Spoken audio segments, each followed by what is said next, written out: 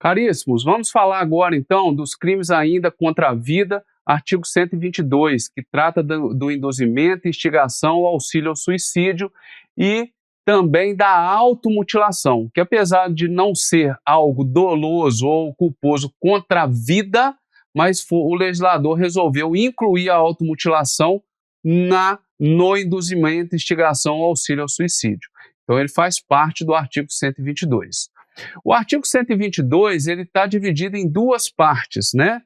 Eu tenho a participação moral e a participação material. Isso quer dizer o seguinte, que o que é punido, na verdade, no Brasil, não é a pessoa que resolve tirar a sua própria vida ou aquela pessoa que se resolve automutilar, causar lesão nela mesma, tá certo? O que o legislador pune no artigo 122 é o terceiro, né, que participa moralmente ou materialmente desses atos.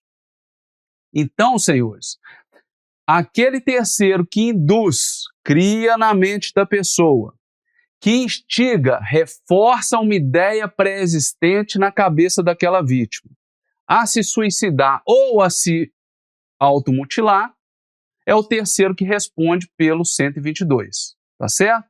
Eu também tenho a participação material. É aquele terceiro que, apesar de não ter induzido ou instigado alguém a suicidar ou se automutilar, ele empresta, ele fornece os meios para que a pessoa consiga o seu intento. Então eu empresto a arma para a vítima suicidar, para tirar sua própria vida, ou eu empresto um estilete, por exemplo, para a pessoa causar lesões nela mesma, tá ok?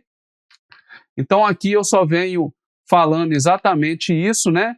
Que quando eu quero tirar a minha vida não é isso que o legislador está criminalizando ali, está criminalizando a questão do terceiro e a automutilação entrou, fez parte do tipo penal, perfeito? Uma coisa que é importante é que para eu ter uma vítima que é induzida, instigada ou recebe auxílio ou para suicidar ou para se automutilar, essa vítima tem que ser uma pessoa capaz de compreender o que ela está fazendo. Se a pessoa não tem capacidade de compreensão, perfeito? Ela comete, na verdade, aquele que instiga e induz, ele comete o homicídio. Né? Eu empresto uma arma para uma criança de 5 anos e mando ela apontar para a cabeça dela mesma e puxar o gatilho. Isso é homicídio, tá ok? Vamos lá. Meus amigos, no parágrafo 1º, eu tenho a forma qualificada da automutilação, da questão do suicídio. Quando? Quando dessa automutilação ou da tentativa do suicídio, né? Então eu não morri nesse caso aqui, o que resultou para essa vítima que foi induzida ou instigada foi uma lesão corporal de natureza grave ou gravíssima, que está lá definido no artigo 129. Aí a reclusão já é de 1 a 3 anos. Agora, se esse suicídio realmente vem a consumar, eu instiguei a pessoa a suicidar, ela coloca uma corda no pescoço e realmente morre, né? Ou se eu instigo a pessoa a se automutilar, ela corta o pulso, pega uma veia de alto calibre e também morre, a pena já vai para 2 a 6 anos. Então essas são as formas qualificadas do crime. Agora eu entro na questão dos aumentos de pena. Então nesses casos eu tenho uma pena duplicada. Quando? Quando aquele que induz, instiga ou auxilia materialmente, ele é levado a isso, né? Ele quer que aquela vítima se suicide ou se automutile, provoque nela a automutilação. Por quê? Porque ela tem por motivação um motivo egoístico, torpe ou fútil. Ou seja, é muito desproporcional, vil, mesquinho a motivação. Então a pena é aumentada, né? A sociedade rechaça mais esse comportamento. Agora, eu tenho uma pena também duplicada se a vítima é menor, né? Um menor de 14 a 18 anos que a gente tem entendido pela legislação. Ou tem a capacidade diminuída de resistência. Nesses casos, eu vou pela vulnerabilidade da vítima, idade da vítima, né? Pouca capacidade de resistir ao induzimento, à instigação, né? Ou aquele que está embriagado, que está drogado, né? Ele tem pouca capacidade de resistência. Ele não consegue pensar direito no que ele está fazendo. Então, por isso a pena é duplicada. Agora, a pena também é aumentada até o dobro se a conduta é realizada por meios das redes de computadores, rede social, transmitida em tempo real. Por quê? Porque a situação ela é mais grave, né? Ela é transmitida, meus amigos. Eu sou levado hoje no mundo que a gente vive, que tudo tá voltado para a rede social, é óbvio que a conduta tem que ser criminalizada com um peso maior. E o parágrafo 5º também tem um aumento da pena em metade se o cidadão que instiga, que induz, é aquele que coordena um grupo ou uma rede virtual, né? Ele tem uma posição de liderança, ele coordena um grupo, então a ideia dele é mais difundida e é uma conduta que tem uma probabilidade, um alcance maior de acontecer. Agora vejam bem,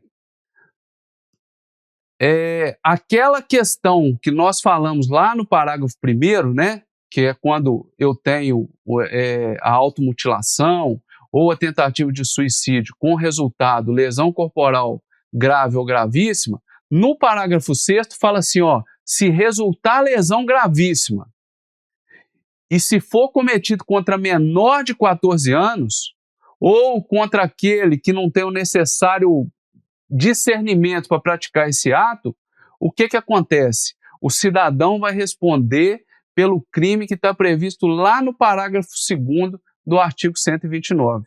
Ou seja, vai responder pela lesão gravíssima que está lá. A pena é mais gravosa. Parágrafo 7º já fala que se o crime de que trata o parágrafo 2º agora, né, é cometido contra menor de 14 anos, ou contra aquele que não tem o necessário discernimento para praticar o ato e não pode oferecer resistência, ele vai responder por qual crime? Crime de homicídio. Por quê? Porque esse menor de 14 anos, perfeito? Ele não sabe o que ele está fazendo, né? Ele não tem o necessário discernimento para praticar o ato. Então, a nossa legislação penal, ela fala que o menor, né, 11 anos, 10 anos, 12 anos, ele não consegue, ele é muito mais vulnerável do que aquele que tem 15, 16, 17. Perfeito? Então, é por isso que o autor ele comete o crime de homicídio, porque ele está tratando com a vítima que não consegue entender o que ele está praticando. Meus amigos, ainda nos crimes contra a vida, agora nós vamos ver o infanticídio. E olha que interessante, o infanticídio, na verdade, ele é um crime de homicídio especial. Então é um crime que seria homicídio se não existisse ele, mas ele pega uma fatia de forma específica, especial e trata dessa fatia. Então o infanticídio ele trata realmente da morte de alguém. Veja bem, então é um ser humano que leva a morte a outro ser humano, a princípio seria um homicídio. Mas por conta das circunstâncias especialíssimas, a pessoa que comete o crime, ela vai enquadrar em infanticídio e não em homicídio. Nesse caso do infanticídio, nós estamos falando da mãe que mata o próprio filho. Mãe que mata o próprio filho. Então é matar sob a influência do estado puerperal, veja bem, o próprio filho. Professor, mas e se a mãe mata um recém-nascido de outra pessoa? Homicídio. Só cai infanticídio se for a mãe matando o seu próprio filho, tá certo? Beleza, isso é uma das situações. O que mais envolve o infanticídio? Que a gestante, quando mata o próprio filho, durante o parto ou logo após, ela está sob a influência do estado puerperal, que é um estado mental, que abala a natureza psicológica da mulher. Então, a mulher acaba, naquele momento, tendo um colapso do seu senso moral.